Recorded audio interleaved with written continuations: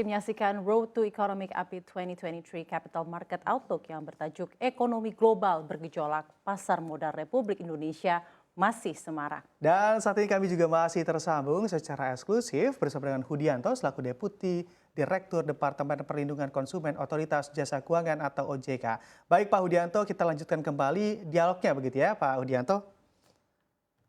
Nah, ini kita melihat juga terkait pernyataan begitu ya dari Presiden Joko Widodo yang mana juga sudah mewanti-wanti perlunya perhatian bagi para pelaku pasar ataupun para pelaku yang bergerak di industri keuangan ini untuk lebih concern ke saham-saham gorengan. Anda mengamatinya secara keamanan ataupun upaya OJK agar memang para investor ini juga tetap aman seperti apa sih Pak Udianto? Baik, terima kasih Mas Pramudia. Memang kita melihat berita gitu ya mengenai adanya permasalahan di grup Adani di India dan tentunya itu menjadi concern OJK juga bahwa tapi ingin saya sampaikan bahwa OJK itu secara penuh tanggung jawab gitu ya berkomitmen untuk selalu menjaga kredibilitas dari pasar gitu ya. Contoh hal kecil saja dulu pada waktu kita di saat kita pandemi ada mungkin tidak terlalu kritikal gitu ya, tapi itu cukup mengganggu yaitu adanya fenomena pom-pom saham gitu ya. Banyak influencer yang dengan mungkin dengan upayanya akhirnya menggiring seseorang untuk membeli saham tanpa ada latar belakang yang benar gitu ya, artinya ikut-ikutan saja. Nah itu OJK selalu bertindak cepat, kemudian kita kumpulkan para influencer tersebut dan kita infokan bahwa begini ketentuannya sehingga jangan diteruskan. Nah, apalagi dalam hal manipulasi pasar, Pak Pramudia, Pak Safrina, OJK tentu tidak main-main dalam hal ini. Dan mungkin sudah kita ketahui bersama bahwa di market di antara OJK dengan Bursa Efek memiliki alat berupa UMA ya. Jadi unusual market activity. Itu cukup bagi kita sebenarnya untuk melihat apakah terjadi sesuatu yang tidak beres. Apakah terjadi pergerakan saham yang membahayakan. Belum tentu itu menjadi masalah, tapi itu menjadi indikasi bagi kita untuk melihat ke dalam. Sebenarnya apa sih yang terjadi? Saham ini meningkat apakah sesuai dengan memang seharusnya seperti itu atau ada pihak lain yang memanfaatkan sehingga bisa membahayakan investor atau konsumen lainnya. Nah ini sebenarnya OJK sudah bekerja sama dengan baik sekali dengan Bursa Efek. Insya Allah itu menjadi salah satu upaya mitigasi yang sangat bermanfaat untuk kita menghindarkan apa yang Pak Jokowi minta.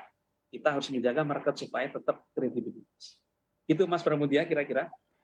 Baik Pak Hudianto, mungkin melanjutkan apa yang tadi juga sudah ditanyakan oleh rekan saya Bramudia, ini masih mengenai manipulasi dan juga spekulasi pasar keuangan tentang goreng-menggoreng ya Bram ya. Jadi kalau misalnya kita melihat memang kasus dari Adani Group ini sampai Presiden Jokowi begitu geram, sebenarnya kan memang ada spekulasi yang berlebihan yang akhirnya merugikan begitu banyak pihak. Kalau tadi Anda menyebut dari tool sendiri, dari OJK ada UMA, Unusual Market Activity untuk mengidentifikasi dari awal mengenai spekulasi dan goreng-menggoreng saham ini. Sebenarnya dari OJK sendiri adakah effort-effort yang diberikan kepada para pelaku pasar, investor dan lain-lainnya seperti edukasi untuk mengetahui memang ada red light indicator yang sedang dilakukan pelaku pasar yang telah melakukan spekulasi. Dalam hal ini seperti Adani Group dan kedepannya bagaimana Indonesia juga memitigasi dan mengantisipasi hal-hal seperti tersebut. Silakan Pak. Baik, terima kasih Mbak Safrina. Paling utama karena waktunya sangat mepet ya. Pertama adalah edukasi dan informasi sangat penting. Edukasi kita wajibkan. Jadi Bapak Ibu, teman-teman pemirsa semuanya, edukasi terhadap konsumen, apalagi investor, itu menjadi kewajiban. Dalam peraturan kita itu sudah ada di POJK. Pertama terakhir ya, POJK 6 2022 itu sudah terset bahwa konsumen harus mendapatkan edukasi. Dalam hal ini, kalau kita dikaitkan dengan pasar modal, investor harus memahami apa yang dibelinya, saham, reksadana kah, atau apapun, gitu ya, obligasi, dia harus mendapatkan edukasi dan informasi yang memadai. Dan ini sudah dalam bentuk ketentuan, dan kita monitor pelaksanaannya, sehingga ini nggak main-main. Dalam hal terjadi sesuatu pelanggaran, dan itu dilaporkan oleh konsumen atau investor, pasti OJK akan menindaklanjuti dengan adanya pemeriksaan. Jadi paling utamanya adalah melakukan dan menggiatkan edukasi dan informasi kepada konsumen dan investor dalam hal ini, Mbak. Kira-kira begitu. Oke, baik Pak Hudianto, ini mengamati juga fenomena yang terjadi saat ini di mana masyarakat kita banyak sekali yang terpapar investasi bodong. Sebetulnya Anda yang melihat juga peran dari OJK begitu ya sejauh ini terhadap banyak fenomena investasi bodong, literasi apa ataupun sosialisasi apa yang akan disampaikan pada masyarakat agar tidak terjebak dalam investasi bodong? Baik, Mas Pramudia, selain menggiatkan edukasi dan literasi tadi terkait dengan investasi bodong, produk-produk ilegal gitu ya, yang paling utama sekarang adalah di Undang-Undang P2SK yang baru ditangani oleh Bapak Presiden gitu ya, keberadaan Satgas Waspada Investasi, lembaga koordinasi untuk menghandle ini dikuatkan. Dalam undang-undang dikuatkan, bahkan di pasal 247 Undang-Undang P2SK, keberadaan dari SWI itu dikuatkan. Untuk apa? Supaya ada upaya pencegahan dan penanganan jika ada laporan-laporan seperti investasi bodong, pinjol ilegal, atau produk-produk keuangan yang ilegal lainnya. Jadi OJK berdasarkan amanah Undang-Undang P2SK sekarang sedang menguatkan Satgas Waspada Investasi, bahkan menjadi salah satu bagian dari organisasi di OJK untuk mengkoordinasikan supaya itu berjalan efektif. Penanganan dan pencegahan penawaran investasi bodong, pinjol ilegal, atau aktivitas investasi ilegal lainnya. Kira-kira begitu, Mbak. Jadi koordinasi yang lebih kuat ya Pak ya dengan Satgas Waspada Investasi ya Pak ya, Satuan Waspada Investasi dengan OJK ya Pak Hudianto. Pak, masih menyambung tadi apa yang juga sudah disampaikan oleh rekan saya Bramudia mengenai investasi bodong, sebenarnya kan ini adalah konsekuensi dari akselerasi digital dalam investasi. Di satu sisi memang ada hal-hal buruk seperti tadi investasi bodong karena begitu maraknya dapat diakses dimanapun dan lain-lain untuk bentuk investasi. Tapi di satu sisi juga ada manfaat seperti mendorong edukasi, literasi keuangan, akselerasi digital dan lain-lain.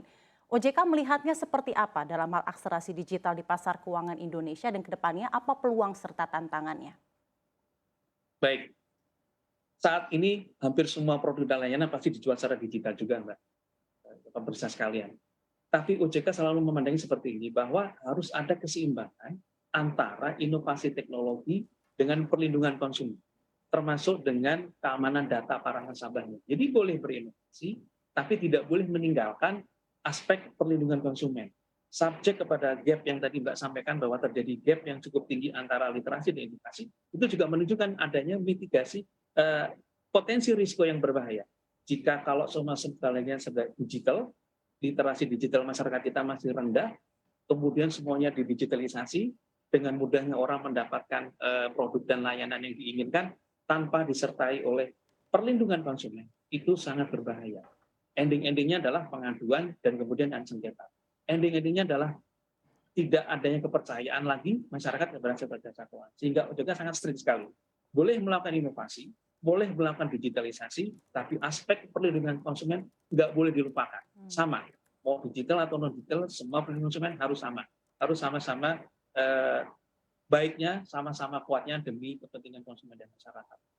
Kira-kira gitu, Mbak Sabrina. Oke, baik. Pak Hudianto, ini masalah pengaduan yang tadi juga Anda sebutkan begitu ya di pernyataan Anda. Sebetulnya pengaduan di investasi khususnya di masyarakat Indonesia lebih ke arah mana dan bagaimana respon dari OJK sejauh ini? Ya, kalau kami mengamati dari data pengaduan, banyak ya, saya ngomong tidak semuanya, banyak yang berkaitan dengan tidak pahamnya dengan produk dan layanan yang dibelinya. Sehingga dengan begitu, yang tadi saya sampaikan, Mbak Sapri, Mas Pramudia, kita come up dengan perbaikan ketentuan. Ketentuan kita kuatin, dan terutama monitoringnya, implementasinya. Jadi tidak hanya peraturan. Kita cek, dan mereka, para pelaku usaha jasa keuangan, harus melaporkan kepada kita. Pengaduannya seperti apa? Bagaimana penanganannya? Apakah sudah ada yang namanya replay?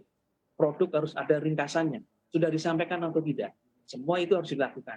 Dan OJK memonitor itu supaya semuanya aman, Mas, dalam berinvestasi. Trust harus ada sehingga akan langgeng berinvestasi, langgeng gitu ya. Kira-kira begitu, Mas Pramudia. Langgeng berinvestasi ya Pak, selalu menitik beratkan dalam perlindungan konsumen ya Pak ya, apa yang memang ditanyakan dari governance dari OJK. Mungkin terakhir Pak, di dialog kita kali ini, kita melihat dengan adanya akselerasi digital ini juga menimbulkan suatu diversity dari produk investasi antara manajemen investasi, perbankan dan lain-lainnya. Jadi sinergi antar pelaku antara pelaku investasi dan lain-lain juga sangat dibutuhkan.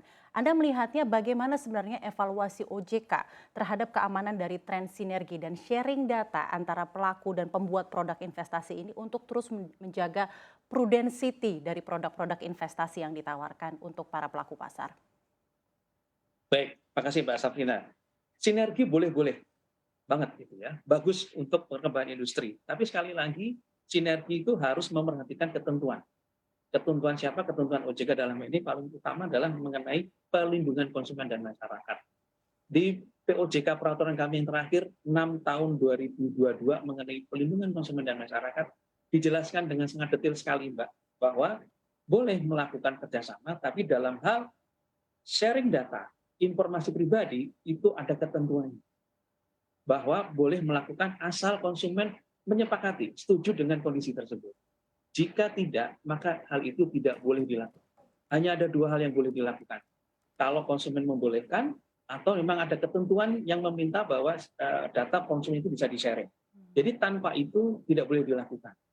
Dan peraturan kami tersebut saya yakin sudah selaras dengan Undang-Undang 27 tahun 2022 mengenai perlindungan data pribadi atau UU PDP. Jadi sekali lagi Mbak Safina, boleh, monggo para pelaku melakukan kerjasama, sinergi, boleh.